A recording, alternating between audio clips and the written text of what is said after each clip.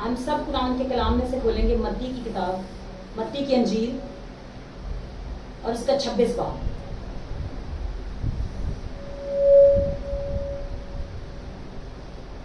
और उसकी 41 आयत। मत्ती की अंजील 26 बाब और उसकी 41 आयत में लिखा है, जागो और दुआ करो ताकि आजमाइश में ना पड़ो। रूह तो मुस्तैद है मगर जिस्म कमजोर है। ये वो अल्फाज हैं जो यीशु ने गतसमनी में अपने शागिर्दों से कहे जब यीशु सलीब पर चढ़ाए जाने को थे, जब वो अपना उस प्याला जो खुदावन ने उसे जमीन पर पीने के लिए भेजा था कि वो उसे पिए, और उसके सबब से वो हमारे लिए बल्कि बहुत से लोगों के कफारा के लिए वो बायस बन सके। तो जब खुदावन यीशु मसीह सलीब पर चढ़ाए जाने को थे तो खुदावन यीशु मसीह उस वक्त दुआ कर रहे थे, और दुआ करने से पहले वो अपने शागिर्दों को कहते हैं जागो और दुआ करो ताकि आजमाइश में ना पड़ो। आज हमारा जो मैसेज का टॉपिक है वो प्रेयर और फास्टिंग। अभी हमने जस्ट इसके एक टॉपिक को पढ़ा है कि जागो और दुआ करो ताकि आजमाइश में ना पड़ो। जो हमारी दुआ है वो हमें खुदा के रूह के साथ ट्रेन करती है, वो हमें खुदा के रूह के साथ एक्यूरेट करती है। और जो हम जब दुआ करते हैं तो हम खुदावंद की हजूरी में उसके साथ उसकी फेलोशिप में बढ़ते हैं। मतलब दुआ करना जो है वो खुदा के साथ बातें करना है।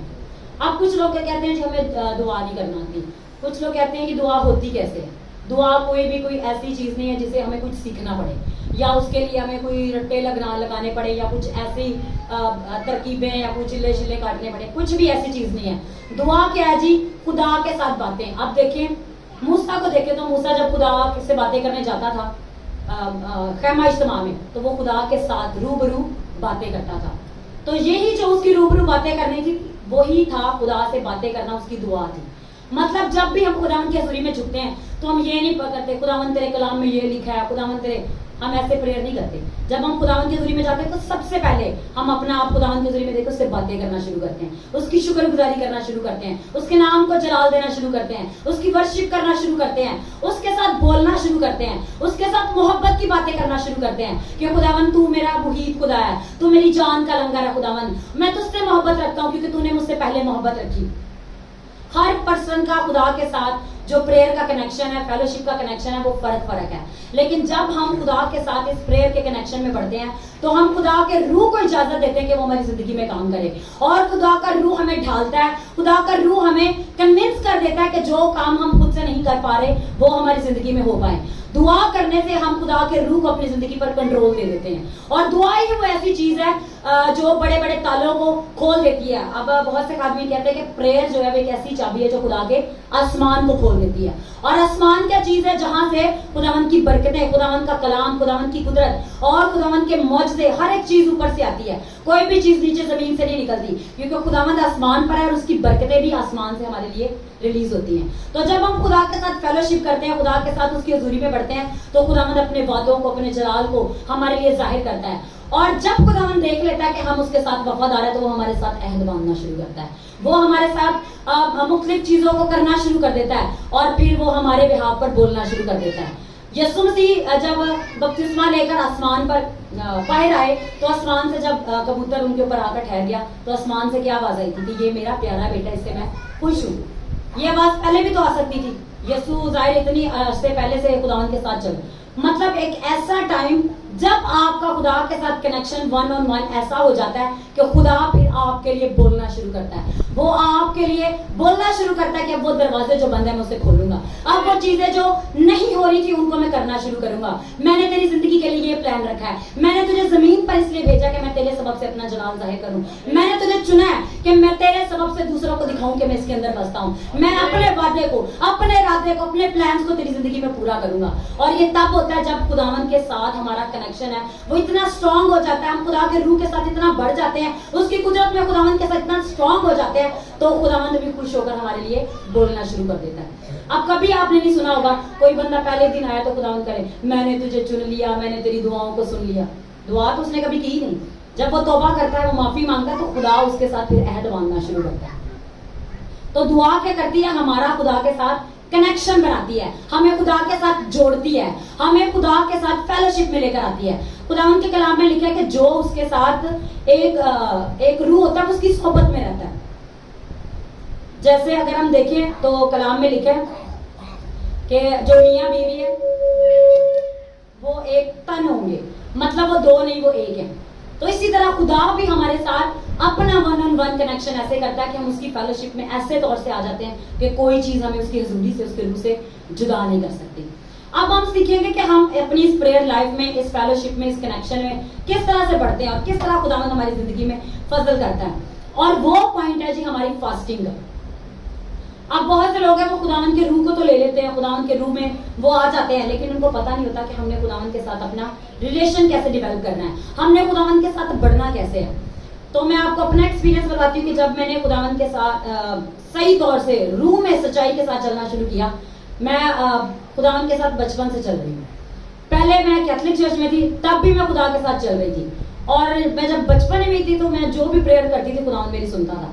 और जब वो मुझे ये पता चल चुका था कि खुदावंद मेरी सुनता है, फिर मेरे अंदर ये चीजें डेवलप होना शुरू की कि खुदावंद मेरी सुनता है, मतलब वही मेरा एक ऐसा सहारा है जिसके आगे मैं जो कुछ भी कहूंगी भी मेरे सुनेगा। तो आज हमारे लिए भी खुदावंद एक वो ऐसा सहारा है जो हमारी हर एक बात को सुनता है। आप किसी के आगे बैठ के अपनी बात करें, वो आपकी बात को सुनेंगे, ये पागल है, अपनी फजूल बातें लेके मेरे पास आ जाता है। लेकिन खुदा आपसे इतनी मोहब्बत रखता है, जब आप अपना दुख तकलीफ उसके पास लेके जाते हैं तो वो खुश होता है, वो मुस्कुराता है, वो आपसे मोहब्बत करता है, और वो कहता है कि ये मेरी बेटी है, ये मेरा बेटा है, मैं इसके साथ अपनी रफाकत को और बढ़ाऊंगा, मैं इसको और बढ़ाऊंगा ताकि ये मेरी ग्लोरी में, मेरे जलाल में, मेरी कुदरत में बढ़ता चला जाए, ताकि मैं अपने प्लान्स को इसकी जिंदगी में रखूं। अब हम देखिए, हम जब इस जमीन पर पैदा होते हैं तो हम एक प्लान के साथ आते हैं, और हमारी जिंदगी में ये प्लान्स तब पूरे होना शुरू होते हैं जब हम खुदा के साथ चलना शुरू करते हैं। अब ये नहीं है कि हम जमीन पर आए, हम खुदा को अहमियत ही ना दें और उसके प्लान्स पूरा होना शुरू हो जाए। खुदा के प्लान्स होते हैं हमारी लाइफ में, लेकिन जब हम उसके साथ वन ऑन वन कनेक्शन बना लेते हैं तो वो प्लान्स हमारी जिंदगी में पूरे होना शुरू होते हैं। हम खुदा को इजाजत दे देते हैं कि वो हमारी जिंदगी में काम करे। ठीक है, तो ये प्लान्स कैसे शुरू होते हैं? अब देखिए, जब मुझे रूहुल कुद्दस का बपतिस्मा मिला तो मुझे ऐसा लगता था कि ये कोई ऐसी कोई आसमानी पावर मेरे हाथ लग गई है, कोई ऐसी कोई जादू की छड़ी लग गई है कि अब ये अगर मेरे से चली गई ना तो मेरे तो सारे काम ही खराब हो जाएंगे। तो मैं क्या करती थी, अगर मुझे मेरे ऊपर अनॉइंटिंग कम फील होना शुरू होती तो मैं रोजे रखना शुरू कर देती थी। मैंने डेली रोजा रखना, जैसे मुझे लगना मेरे ऊपर खुदावंद की कुदरत कम होना शुरू होगी, मैंने रोजे रखने, मैंने कई दिन रोजे रखने, और फिर ऐसे होना कि बहुत महीनों तक मैं लगातार रोजे रखती रहती थी कि नहीं खुदावंद, ये जो कुदरत है ये मेरी जिंदगी से कम नहीं होनी चाहिए, अगर ये मेरे से चली गई तो मेरा तो सब कुछ चला जाएगा। तो आज हमें अपनी लाइफ के अंदर देखना है, क्या हमारी जिंदगी में हमने खुदा को इतनी अहमियत दी हुई है कि वो हमारा सब कुछ हो। खुदा ने तो हमें इस जहान में चुना है कि हम उसके बेटे और बेटियां हैं, और हम उसके साथ उसके तख्त पर बैठे हैं, और खुदावंद के कलाम में लिखा है जितना ने उसे कबूल किया उसने उन्हें अपने फर्जंद बनने का हक बख्शा। जब हम उसके फर्जंद हैं तो क्या हम फर्जंदों की तरह खुदा के साथ डील कर रहे हैं? तो जो अगला हमारा पॉइंट है वो है फास्टिंग का। अब फास्टिंग है वो हमारी जो जिस्मानी बॉडी है उसको तो चाहे वो वीक करती है, लेकिन हमारी स्पिरिट को है वो स्ट्रॉन्ग कर देती है। अब खुदा जो है रूह है, हम अपने जिस्म के साथ उसके साथ इंटरेक्ट नहीं कर सकते, हमारी रूह ही खुदा की रूह के साथ इंटरेक्ट करेगी। हमारी रूह ही जब मजबूत होगी तो हम खुदा की आवाज को वाज़ेह तौर से सुन पाएंगे, हम खुली आंखों से खुदा को देख पाएंगे, हमारी आंखें खुल जाएंगी, हमारे कान खुल जाएंगे, हमारी स्पिरिट इतनी एक्टिव होगी कि हम खुदा को देख भी सकते हैं। अब जैसे यीशु मसीह ने कहा कि जिसने मुझे देखा उसने बाप को देखा, तो मतलब अगर हम यीशु को देख रहे हैं तो इसका मतलब हम बाप को ही देख रहे हैं। अगर हम मुकाशफा की किताब और उसका 22 बाब पढ़ें और उसकी 4 आयत में लिखा है कि वहां पर बाप और बेटा दोनों तख्त पर होंगे और उसके लोग उसके चेहरा को देखेंगे। कलाम में लिखा है कि उसके लोग उसके चेहरा को देखेंगे, तो वो जो ऊपर जाएंगे वही देखेंगे। जब हमारा खुदा के साथ, रूह के साथ, दुआ में, फेलोशिप में कनेक्शन इतना स्ट्रॉन्ग होगा तभी हम खुदा को देखेंगे। अब इस कनेक्शन को हमने स्ट्रॉन्ग कैसे करना है और हमारी जो लाइफ में कॉलिंग है उसको हमने पूरा कैसे करना है। अब हमने लास्ट संडे क्या सीखा था कि जब रूहुल कुद्दस तुम पर नाजिल होगा तो तुम कुव्वत पाओगे और यहूदिया, सामरिया, जितने भी बाकी इलाके हैं, बल्कि जमीन की इंतहा तक मेरे गवाह ठहरोगे। अब रूहुल कुद्दस आ जाता है, वो हमें कुव्वत दे देता है। अब हमने उस करेज को, उस पावर को लेके हमने आगे बढ़ना है, और ये पावर दुश्मन की कोशिश होती है कि वो हमारे अंदर से चुरा ले, हमें वो इस पावर में बढ़ने ही ना दे। तो हमने इस पावर को अपनी जिंदगी में सस्टेन कैसे रखना है, मतलब इसको जिंदगी में अपनी में पकड़ के कैसे रखना है। फास्टिंग की वो ऐसा सोल्यूशन है जो हमारी जिंदगी में खुदावंद की कुदरत को, खुदावंद के जलाल को और उसकी कुदरत को हमें कैरी करने के काबिल बनाती है। अब आप देखिए, फरिश्तों के बारे में लिखा है कि वो खुदावंद के जलाल को कैरी करते हैं, मतलब वो जहां जहां मूव करते हैं, जहां जहां जाते हैं वहां पर खुदावंद की कुदरत भी जाती है। और उनके ऊपर खुदावंद की कुदरत क्यों होती है? क्योंकि वो खुदावंद के तख्त के सामने उसके नाम को जलाल देते हैं। अब सराफीम है, अब जो 6 परों वाले एंजल्स हैं, वो खुदा के तख्त के सामने खड़े रहते हैं और उसकी वर्शिप करते हैं। उसकी कुदरत जो है, खुदा की कुदरत उन पर पड़ती रहती है। अब हम अगर इंसान हैं, अगर हम उसकी फेलोशिप में बढ़ेंगे तो वही कुदरत जो फरिश्तों पर थी वो हम पर भी होगी, क्योंकि खुदावंद के कलाम में लिखा है कि उसने इंसान को फरिश्तों से कुछ ही कम किया। लेकिन जब हम उस स्ट्रॉन्ग स्पिरिट में, उस कनेक्शन में स्ट्रॉन्ग हो जाते हैं, तो हम भी उस अनॉइंटिंग को, उस पावर को कैरी करने का सोर्स बन जाते हैं। खुदावंद उस अनॉइंटिंग को हमारे अंदर भरता है। अब जैसे मैंने आपको कैथरीन कोलमैन के बारे में बताया कि वो जहां जहां जाती थी वहां पर लोग स्लेन होना शुरू हो जाते थे। तो क्या रीजन थी? वो खुदावंद की अनॉइंटिंग को कैरी करती थी, वो अपने साथ लेकर चलती थी खुदावंद की अनॉइंटिंग को। तो क्या आज हम ऐसा सोर्स बनना चाहते हैं कि खुदावंद की अनॉइंटिंग हमारे ऊपर रहे और हम खुदावंद की अनॉइंटिंग को कैरी करें, जहां जहां हम जाए वो खुदावंद की कुदरत हमारे साथ चलती चली जाए और हमें लोगों के लिए प्रेयर करना भी ना पड़े और मौजूद होना शुरू हो जाए, हमें उनके लिए बोलना भी ना पड़े और वो डिलीवर होना शुरू हो जाए और खुदावंद की कुदरत हमारे थ्रू ऑटोमेटिकली मैनिफेस्ट हो। और ये कैसे होगा? ये ऐसे होगा जब हम प्रेयर में और फास्टिंग में एक अपना कनेक्शन खुदा के साथ बना लेंगे। अब पहले मैं आपको बताती हूँ, 2008 की बात है।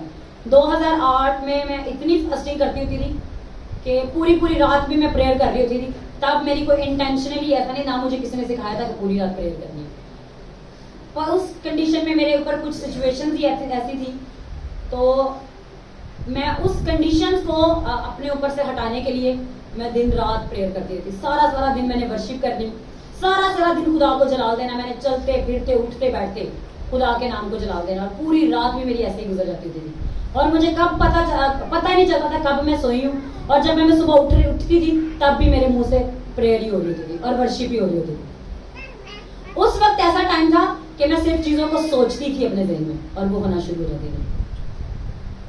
मैं उन्हें बोल के नहीं कहती थी खुदावंद ये हो जाए, और मैं खुदा से क्या भी नहीं देती, जस्ट अपने लिए सोचती थी कि ऐसा अगर हो तो वो होना शुरू हो जाती थी। तो क्या आज हम ऐसा सोर्स बनना चाहते हैं कि हम सोचें और खुदावंद की कुदरत हमारे लिए मैनिफेस्ट होना शुरू हो, हम सोचें और खुदावंद का जलाल हमारी जिंदगियों से बहना शुरू हो। आज खुदावंद अपनी उस कुदरत को आपकी जिंदगी में ढेलेगा जब आप खुदावंद के साथ उसके स्ट्रॉन्ग कनेक्शन में, प्रेयर में, फास्टिंग में बढ़ेंगे। खुदावंद अपना जलाल आपकी जिंदगी पर ढेलेगा और अपनी कुदरत को आपकी जिंदगी पर ढेलेगा। उसका जलाल जैसे फरिश्ते कैरी करते हैं, आपकी जिंदगी उसको कैरी करेगी, आपके स्पिरिट से कैरी करेगी और उसका जलाल आपकी जिंदगी पर छाया रहेगा। Hallelujah, hallelujah. अब हम इसको खुदावंद के कलाम में से देखेंगे कि ये कहां कहां हमें ये मिलता है कि किन किन प्रॉफिट्स के साथ खुदावंद ने किया। अगर हम मूसा की लाइफ में देखें, फरूज उसका 24 बाप निकालेंगे।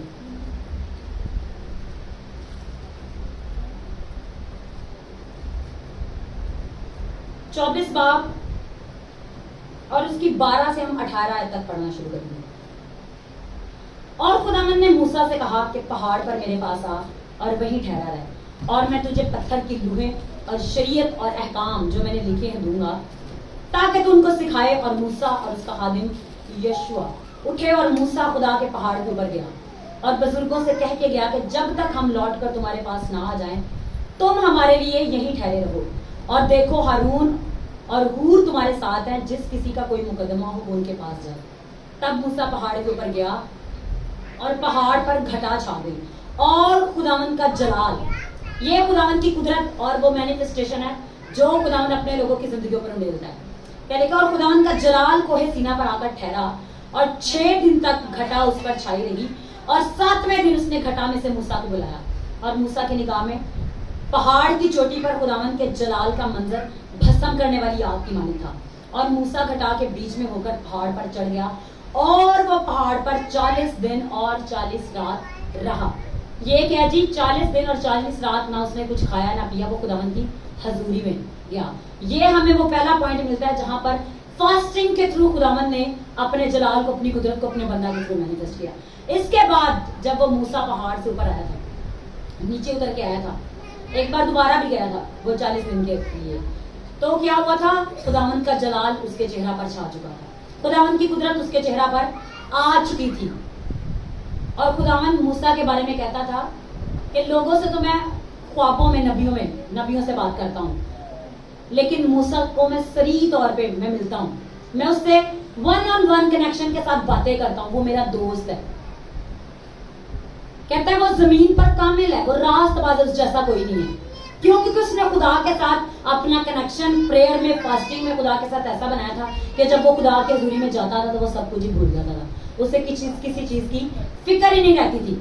तो खुदावन अपनी कुदरत को ऐसे जाहिर करता था। ठीक है, अगर हम देखें तो मूसा ही वो वाहिद शख्स था जिसने बनी इस्राइल को वादा की सरजमीन में लाने के लिए उनका रहनुमा बना।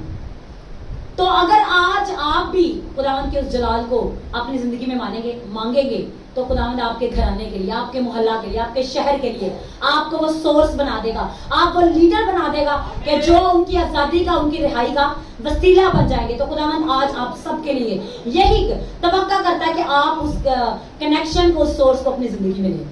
हालेलुया। हम नेक्स्ट देखेंगे पहला सलातीन और उसका 19 बाब और उसकी 4 से 18 है।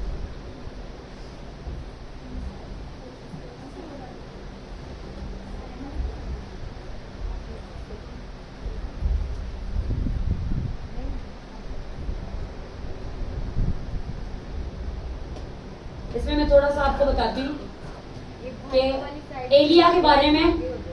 एलिया ऐसा खुदावंद का वो नबी था जिसने आसमान से आग भी मंगवा ली थी कि खुदावंद अगर तू वाकई खुदा है तो जाहिर कर दे इनका, और ये जाने कि मैं तेरा बंदा हूँ। और उसके वसीले ने खुदावंद ने आसमान से आग को भेजा और वो उन सारी कुर्बानियों को, हर उस चीज को, अपनी कुर्बानी को जलाकर उसने भस्म कर दिया। उसके बाद जो एजबल थी उसने क्या उसे कहा कि जैसे तूने मेरे नबियों को मारा है वैसे ही मैं आज ही तेरे साथ करूंगा, और वो उसके हुजूर से भागा।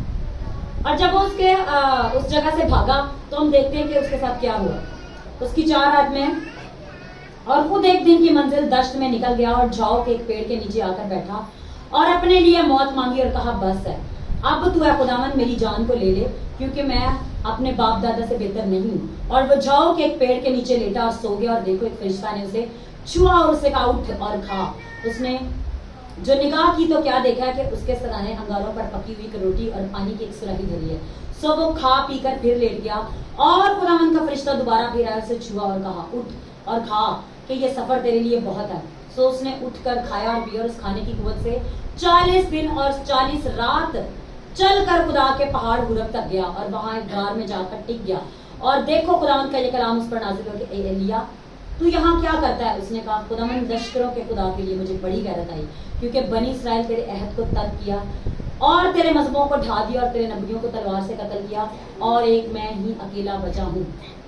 सो वो मेरी जान लेने के दर पे हैं। अगर हम यहाँ पर भी देखें तो खुदावंद ने उसे खाना खिलाया और वो उसकी ताकत से 40 दिन और 40 रात पैदल चलकर वो उस पहाड़ पर गया। और उस पहाड़ पर क्या हुआ हम आगे उसको पढ़ते हैं। उसने कहा बाहर निकल, और पहाड़ पर खुदावंद के हजूर खड़ा, और देखो खुदावंद गुजरा और एक बड़ी आंधी ने खुदावंद के आगे पहाड़ को चीर डाला और चट्टानों के टुकड़े कर दिए। पर खुदावंद आंधी में नहीं था, और आंधी के बाद जलजला आया पर खुदावंद जलजला में नहीं था, और जलजला के बाद आग आई पर खुदावंद आग में भी नहीं था, और आग के बाद एक दबी हुई हल्की आवाज आई। उसको सुनकर एलिया ने अपना मुंह अपनी चादर से लपेट लिया और बाहर निकलकर उस गार के मुंह पर खड़ा हुआ, और देखो उसे ये आवाज आई कि ए एलिया तू यहाँ क्या करता है? उसने कहा मुझे खुदावंद लश्करों के खुदा के लिए बड़ी गैरत आई, क्योंकि बनी इस्राएल ने तेरे अहद को तर्क किया और तेरे मजहबों को ढा दिया और तेरे नबियों को तलवार से कत्ल किया, एक मैं ही अकेला बचा हूँ, सो वो मेरी जान के दर पे हैं। खुदावंद ने उसे फरमाया तू अपने रास्ता लौट कर दमिश्क के बयाबान को जा, और जब तू वहां पहुंचे तो तू हजाइल को मसा कर कि आराम का बादशाह, और निम्सी के बेटे याहू को मसा करके इसराइल का बादशाह हो, अबील मोहला के अलीशा बिन साफत को मसा करके वो तेरी जगह नबी हो। और ऐसा होगा कि जो इस्राइल की तलवार से बच जाएगा उसे याहू कत्ल करेगा, और जो याहू की तलवार से बच जाएगा उसे अलीशा कत्ल कर डालेगा। तो भी मैं इसराइल में से 7,000 अपने लिए रख छोड़ूंगा, यानी वो सब घुटने जो बाल के आगे नहीं झुके और हर एक मुंह जिसने उसे नहीं चूमा। हालेलुया। अब हम देखें कि वो खुदावंद के पहाड़ पर गया और वहां पर खुदा उससे मिला है, खुदा ने उससे बात की है, और फिर उससे खुदा ने कहा कि तू जाके अपने बात के लोगों को मसा कर दे, क्योंकि जो मैंने तेरे से काम लेना था वो मैंने तेरे से ले लिए। और अगर हम यहाँ पर देखते हैं कि उसने कहा कि मुझे खुदावंद ये हवा खुदा के नाम की गैरत आई। पिछले संडे भी हमने सीखा था कि दाऊद को जब गैरत आई थी तो उसने जाती जुलियत को कहा था कि ये नाम मख्तून फिलिस्ती जो रब्बुल अफवाज की फौजों की फसीहत करता है, मैं इसका सर इसके तन से जुदा कर दूंगा। आज जब जब हमारी जिंदगी में खुदा के नाम की गैरत आती है तो खुदावंद के बड़े काम हमारी जिंदगी से होते हैं, खुदावंद का जलाल हमारी जिंदगी से जाहिर होता है और खुदावंद हमें उठा खड़ा करता है, हमें जोर बचता है। और हम ये देखते हैं यहाँ पर भी कि 40 दिन उसने उस खाने के बाद उसने कुछ ना खाया और कुछ ना पिया।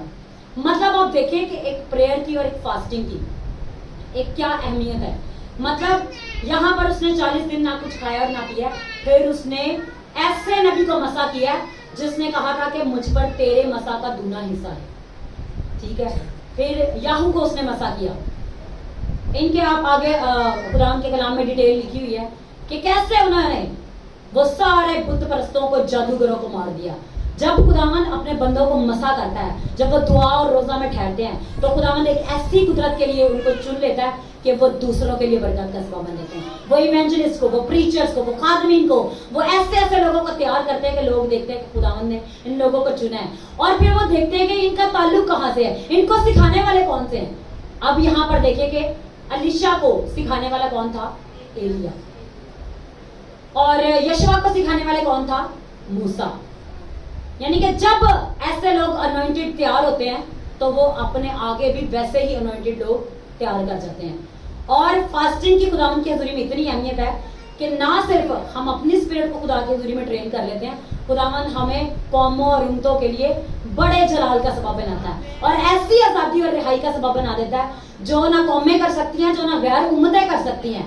वो यहोवा खुदा ही कर सकता है, लेकिन जब अपने लोगों को चुनता है तो अपने जलाल को जाहिर कर देता है। अब एंड में हम उस नबी और उस खुदा के बेटे के बारे में देखेंगे और वो है खुदावंद का बेटा यीशु मसीह।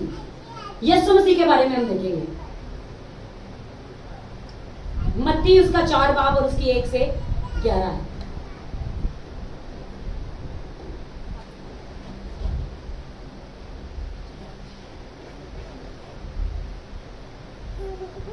उस वक्त रूह यीशु को जंगल में ले गया ताकि इब्लीस से आजमाया जाए। और 40 दिन और 40 रात पाका करके आखिर उसे भूख लगी और आजमाने वाले ने पास आकर उससे कहा, अगर तो खुदा का बेटा तो फरमा के ये पत्थर रोटियां बन जाए। उसने जवाब में कहा, लिखा है कि आदमी सिर्फ रोटी ही से जीता न रहेगा बल्कि हर बात से जो खुदा के मुंह से निकलती है। तब इब्लीस उसे मुकद्दस शहर में ले गया और हैकल के किनारे पर खड़ा करके उससे कहा कि अगर तू खुदा का बेटा है तो अपने तय नीचे गिरा दे, क्योंकि लिखा है कि वो तेरी बाबत अपने फरिश्तों को हुक्म देगा और वो तुझे अपने हाथों पर उठा लेंगे, ऐसा ना हो कि तेरे पांव को पत्थर से ठेस लगे। अब यहाँ पर भी हमने क्या दिखा है? 40 दिन और 40 रात यीशु ने जब फाका किया उसके बाद उसे भूख लगी, ठीक है। और इब्लीस उसे आजमाने के लिए आ गया, लेकिन खुदावंद का रूह कलाम को उसके अंदर से जारी करा रहा है। खुदावंद का रूह कलाम को उसके अंदर से बोल रहा है और वो शैतान को शिकस्त देगा। जब हम भी प्रेयर फास्टिंग में स्ट्रांग हो जाते हैं तो खुदा की रूह हमें कंट्रोल कर लेती है, खुदावंद की वो गहरी हजूरी हमें कंट्रोल कर लेती है। और फिर जैसे खुदावंद के कलाम में लिखा है कि बोलने वाले तुम ना होगे बल्कि तुम्हारे अंदर खुदा का रूह होगा, वो तुम्हें वक्त पर बताएगा क्या बोलना है, ठीक है। अगर हम इसी तरह अगर हम देखें आस्तर को भी, तो जब बनी इस्राइल की कत्लो गारत का, यहूदी कौम की कत्लो गारत का हुक्म दे दिया गया था, तो उसने मर्दकी से कहा कि जब पूरी बनी इस्राइल कौम से यहूदियों से कहा कि मेरे लिए 3 दिन और रात रोजा रखें। और जब उन्होंने रोजा रखा तो क्या हुआ? वो पूरी की पूरी यहूदी कौम बचा ली गई और ना सिर्फ वो बचा ली गई, वो उन पर हाकिम भी हो गई। तो आज भी अगर हम प्रेयर और फास्टिंग में बढ़ेंगे, आज अगर हम खुदावंद की हजूरी में बढ़ेंगे तो खुदा भी हमें हमारे दुश्मनों पर हाकिम बना देगा, हमें हमारे मगलूब करने वालों पर हाकिम बना देगा। उन सारी लानती कोतों पर जो हमारा मुकाबला करने के लिए खड़ी होती हैं, हमें उन पर हाकिम बना देगा। वो हमारे कदमों तले कुचली जाएंगी, वो हमारे कदमों की चौकी हो जाएंगी और हम उनकी शिकस्त को देखेंगे। और क्योंकि खुदावंद अपने जलाल को दिखाता है और अपनी कुव्वत को हमारी जिंदगी से जाहिर करके बताता है कि मैंने अपने लोगों को अपने लिए चुन लिया है। हम सब अपनी आंखों को बंद करें और इस बड़ी कुदरत को जो खुदा हमें बता रहा है कि हम दुआ में, रोजा में खुदावंद के ज़रिए में बढ़कर ले सकते हैं, उसे अपनी जिंदगी में लेना शुरू करें और खुदावंद के नाम को जलाल दें। सब दुआ करना शुरू करें, खुदावंद की हजूरी में पढ़ना शुरू करें। हालेलुया।